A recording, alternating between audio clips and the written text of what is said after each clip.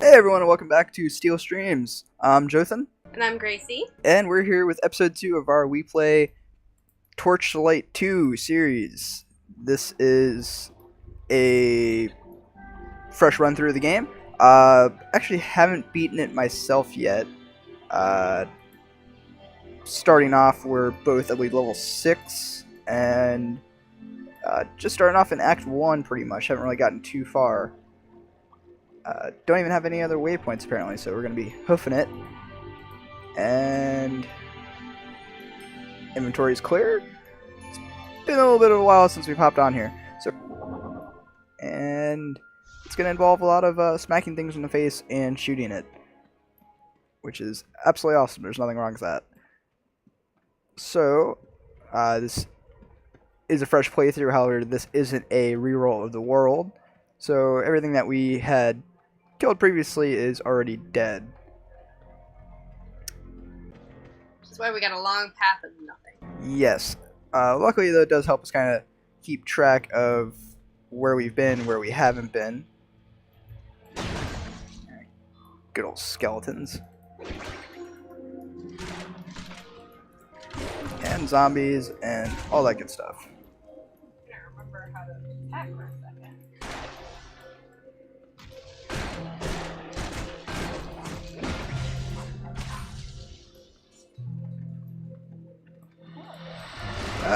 Ghost. Roast, where? I've noticed a lot of these chests, they come with a bit of a little sneak attack with them. They don't just give you things for free in this game. No, they do not, unfortunately. That's alright. I kind of enjoy that. I feel like I've earned it at that point. Better than just finding it, you know? Definitely agree there.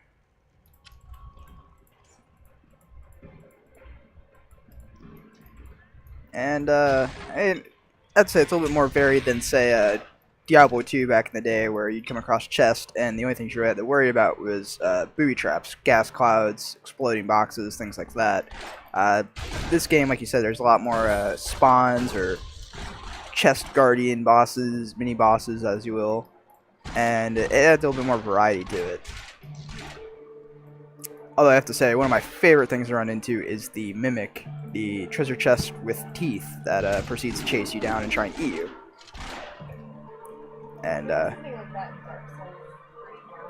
yeah, it's a common fantasy trope. I think is made popular, in my opinion. I'm not exactly sure if that's the initial history of it, but the Discworld series by Terry Pratchett, there was a large chest that pretty much held an infinite amount of anything. It was pretty much a bottomless pit, and it walked around on little like centipede-like legs and was known for eating people.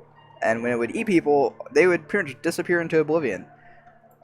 And it was always kind of like one of those quirky character, I guess. I'm not really sure how you describe it. It's not a character, it's an inanimate object. Well, it's not inanimate, it's alive. Yes, very much so. Is it? It's a chest. Yeah. But it moves. Is a robot alive? Great philosophical questions. I mean, I guess it depends on what you count as life, you know. According to Carl Sagan, you know, life began millions of years ago. And I only say according to him because I'm reading his book right now. But, you know, that was his big argument with the whole abortion conversation, is that when people say, oh, you know, life begins at conception, and he's like, no, life began thousands of years ago. Every one of our cells is alive, you know, including eggs and sperm and whatever. But, you know, I don't know why I whispered that. Yeah, so I guess, yeah, you're right. It's what do you call life?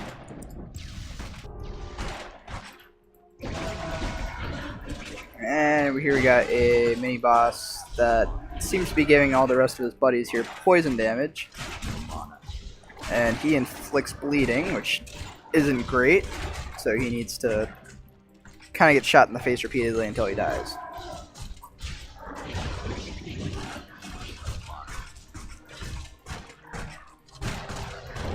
And there he goes.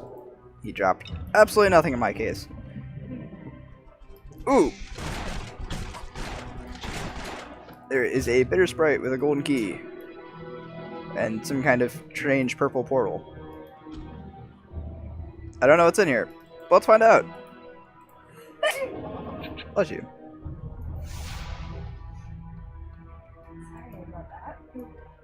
Ooh, there's golden chest over there. I don't remember this area. I think this is one of those random bonus level type deals. That's exciting. It's so pretty. Also seems rather empty. Oh, okay, here we go. Vanquish your foes with haste.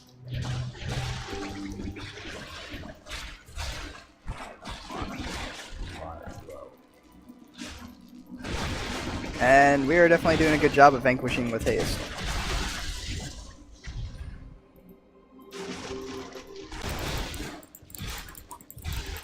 Between the two of us, the skeletons don't have a whole lot of chance.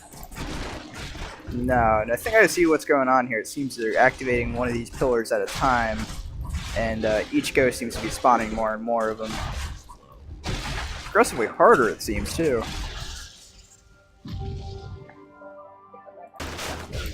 Yep, we need one more, probably one more wave. There's 3 towers here. I feel like this is like a Fifth Element nod. Good reference. I haven't seen that movie in years, but I remember thinking it was gorgeous when I did watch it. Fantastic movie. Probably actually one of my favorite Bruce Willis films.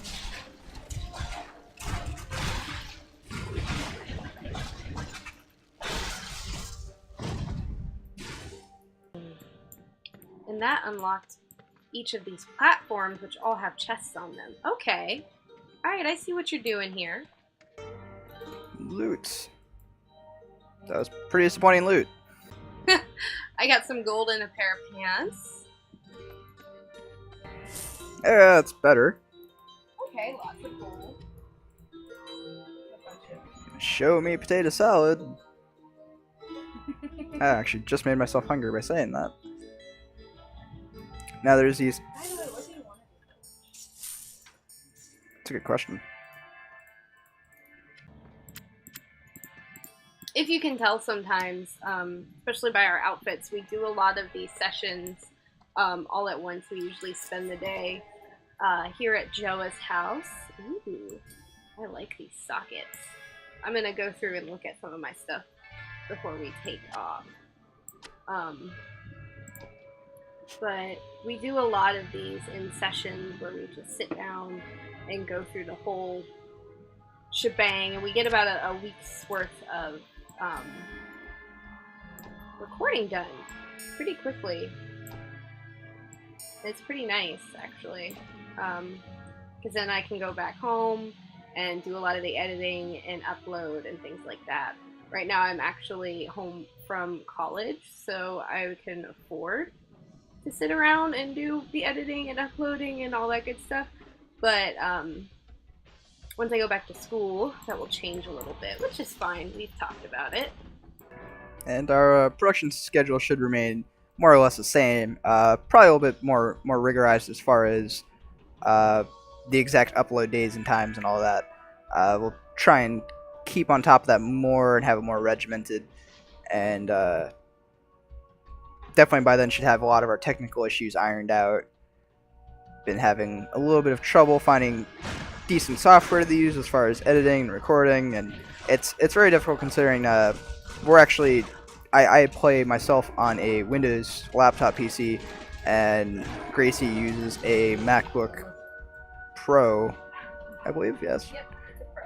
And it actually a great computer, runs wonderfully and everything.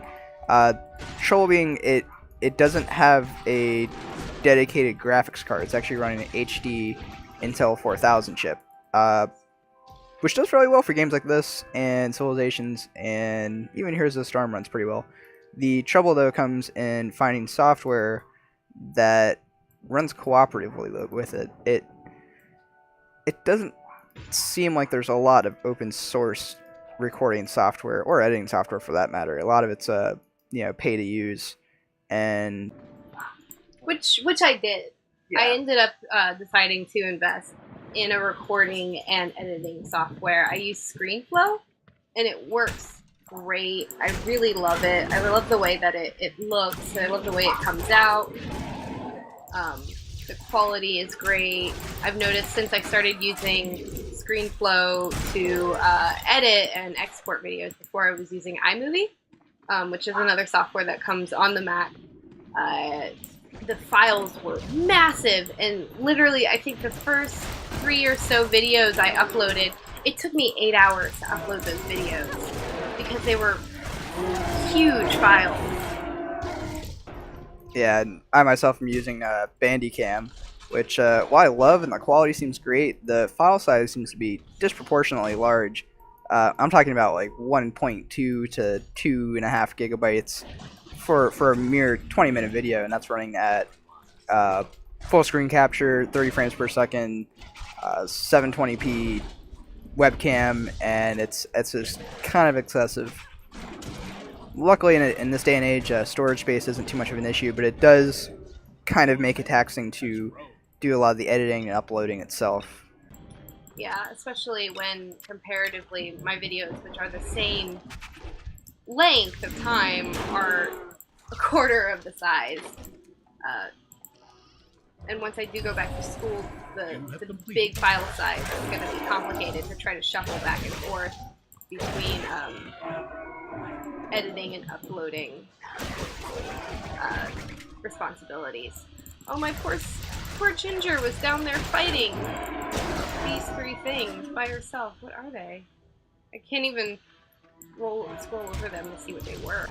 War Beast, which seemed to resemble some kind of ugly, naked mole rat type creature.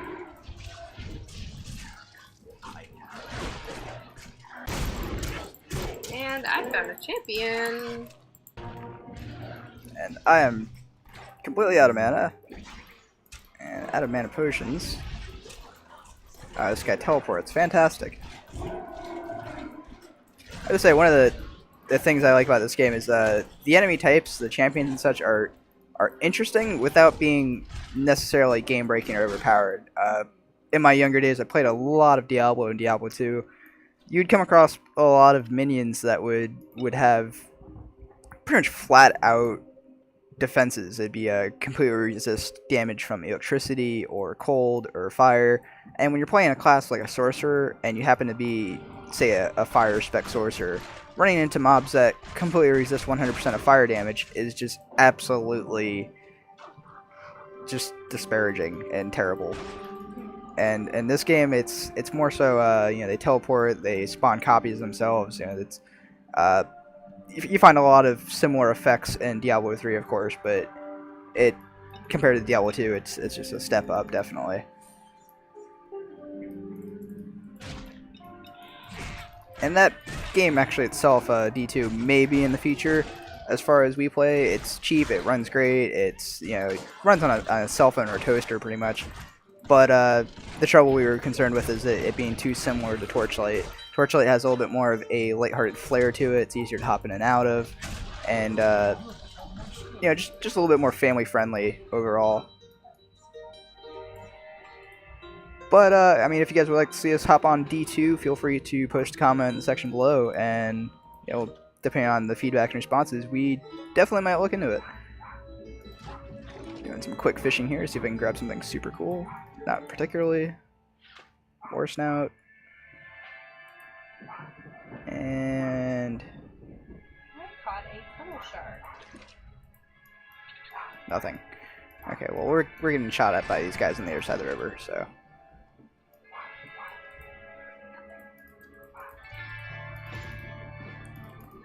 Going to head over here, see what there is. Bear traps.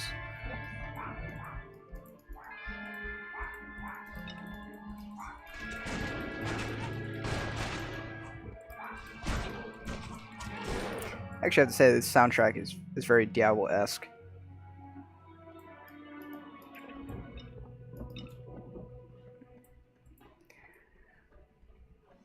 Do. Moving along, singing a song, punching people in the face.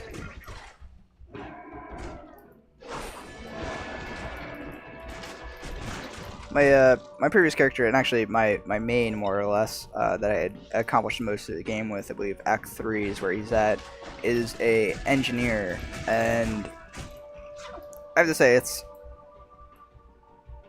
a fun class certainly, but the Outlander definitely seems to be pretty overpowered.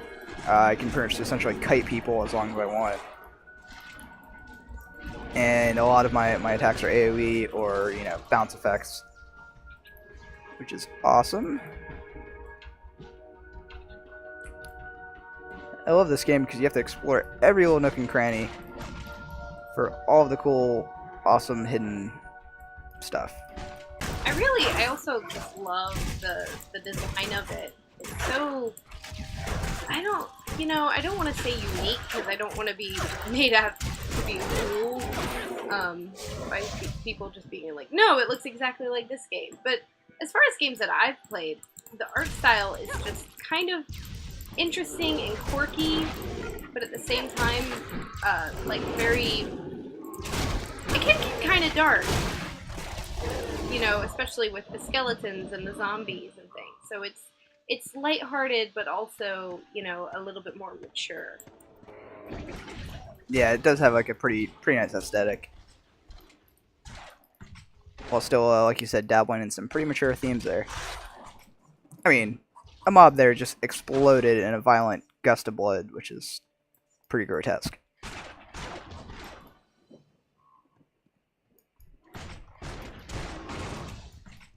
But compared certainly to games like Path of Exile or Diablo or pretty much any other action RPG, it kind of is a little bit more tame for the most part.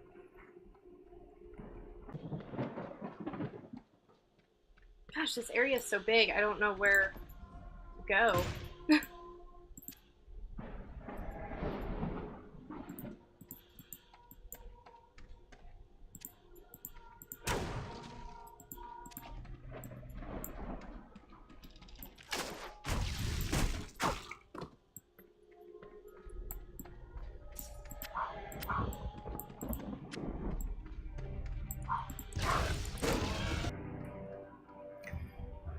Yeah, there's a whole lot of guys over this way.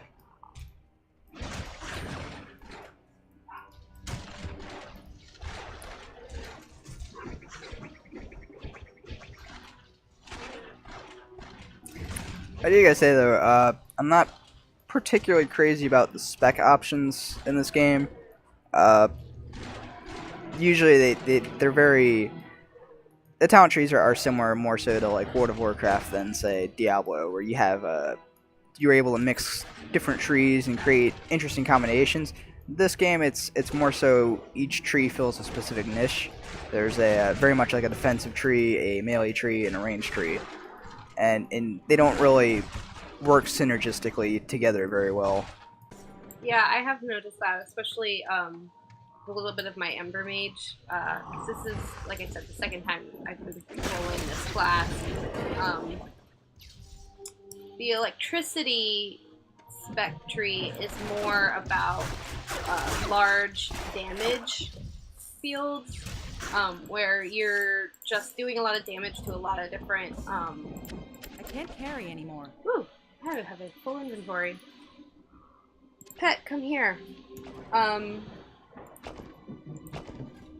do I do it again where I can just... Oh, it's what are you trying to do? Oh, hold down shift and then left click the item. Cool. Oh, my mana! It's just shooting shit off. Yes, I want. Sorry. Totally got carried away. Yeah, so the electricity tree is just a lot of damage all over the place, whereas, you know, the fire tree is more direct damage to one guy. Okay. You Your pet has departed. So, you do kind of have to decide what your playstyle is going to be a lot of times. Yeah, I'm not even sure if there's actually a respec option in this game. I believe there is. I feel like that's a necessity. There is, but it does cost you gold, which I think is normal for most of these games. I don't like it, because I like my gold, but you pick up so much gear here that I don't feel like I'm usually spending money on armor. No, if anything, it's usually enchants and potions, if anything.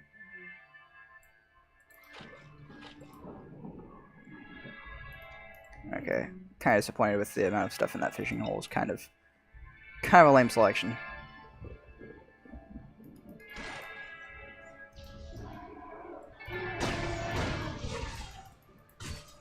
I mean, while I could certainly feed a fish and transform my little ferret friend Trevor here, I would hate to do that because I love my little ferret. He is cool. More cool than the ferret I actually had in real life that was not too nice of a fellow. Did he bite a lot? Yes, he actually bit my sister's face and hung on for a good while. He did not want to let go.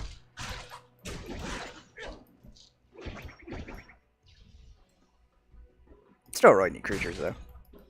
For years, I begged my parents for a ferret, and actually, I wasn't really having to beg my dad.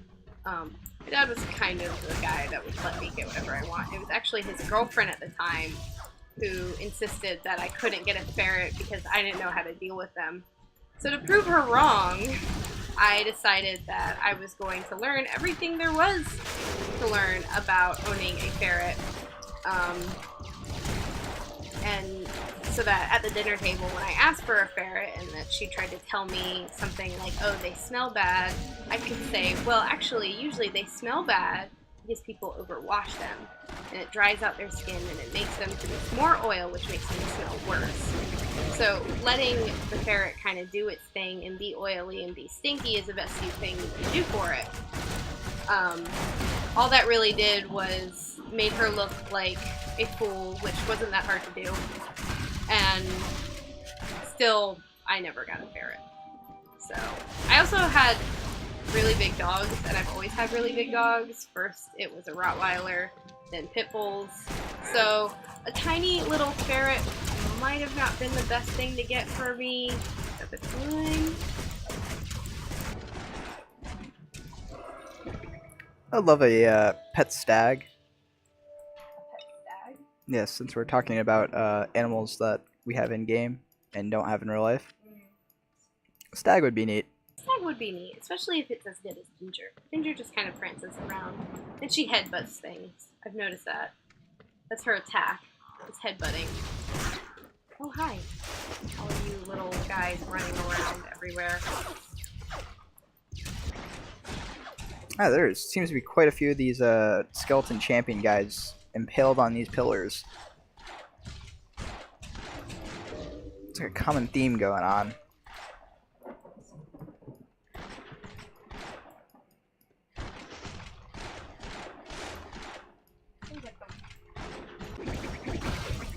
Is killing the mobs around them what spawns them to come out?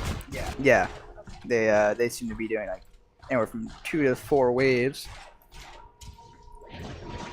before these guys hop on off and try chasing us around. Luckily, I'm a master at running away from all the Scooby-Doo I watched. Running away but not getting anywhere. Yes, definitely.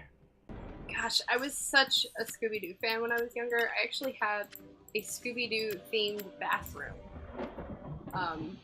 Everything in it was Scooby-Doo. Actually, I don't ever remember asking my parents for that. It was something that I think my mom did. Because my mom really liked Scooby-Doo. And then I just kind of went with it at that point. And just embraced the Scooby. I've tried watching some of the new series of Scooby-Doo. and some of it's actually not bad. I noticed that there was kind of like 2 different reboots that Cartoon Network was showing at the same time, which was weird, because both of them were Scooby-Doo, but one was a more continuing story where they were still teenagers, and there was this, they were on an island. I didn't really like that one because it was all about, like, there was that overarching, like, romance story that all the characters were involved in. Velma was jealous of Scooby and wanted Shaggy to, like, stop being such good friends with Scooby, which is weird because it's a dog. And then Freddy was oblivious to the fact that Daphne liked him. Anyway, it was all just kind of over the top and almost trying to, I don't know, make real the things that the original show kind of just hinted at with all the romances. But personally, that's not why I watched Scooby-Doo. I watched Scooby-Doo to be entertained, and I don't really care about who likes who. And then, but also going on at the same time as that reboot was one that was more just higher quality of almost the same kind of series. And I liked that one better, but I have a feeling that, I don't know, execs don't always know that, you know, sometimes simple is good. Sometimes you don't need to create a whole new storyline and make it full of drama. Sometimes it's okay to just make a reboot. As long as it's not a live-action reboot. I don't know. They did Cartoon Network did a live-action Scooby-Doo that, yes, was cheesy. Yes, the CGI of Scooby was bad, but it was kind of cool because it set up the story of how the gang all became friends. You know, they all ended up in kind of like a Breakfast Club style way in detention together. And they found out that they all had a love for mystery novels. And that's how they all started hanging out. And they were all getting in trouble because they were claiming that they saw a ghost at the school. And that it had caused a big problem, but nobody believed them. So then it's up to them to solve the mystery and clear their names. And by doing that, they became friends. So it was actually, like, not a terrible... I know I just completely wasted everything. I'm bad about spoilers. I don't particularly care with spoilers. Generally, you know, if I ask you, like, oh, what happened, I'm honest with it. Like, I don't mind if you tell me how something ends. Sometimes I can even just guess it. The ending, which I don't always like. I don't like being able to guess how things are gonna end. Takes the fun out of it.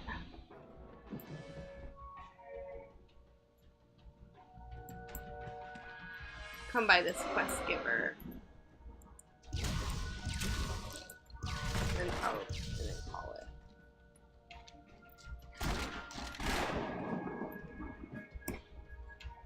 Alright, and that about wraps it up for today's episode. I've been watching Steel Streams. I'm Jonathan. And I'm Gracie. And don't forget to like, share, subscribe, all that goodness. And like I said, we'll be keeping up on our production schedule of Civilizations, Torchlight 2, and most likely Heroes of the Storm, as well as some cool, awesome movie and TV show reviews and speculation episodes coming on up. And make sure to stay tuned for all that good stuff. Follow us on Facebook, Twitter, Instagram, Pinterest now. Yep, I made us a Pinterest. And, of course, our YouTube channel itself. Any comments, like, subscribe, share, all that good stuff. Comment section down below. Feel free to leave anything cool. Ideas for new games we should play. TV shows we should cover. All that good stuff. And we'll see you on the other side.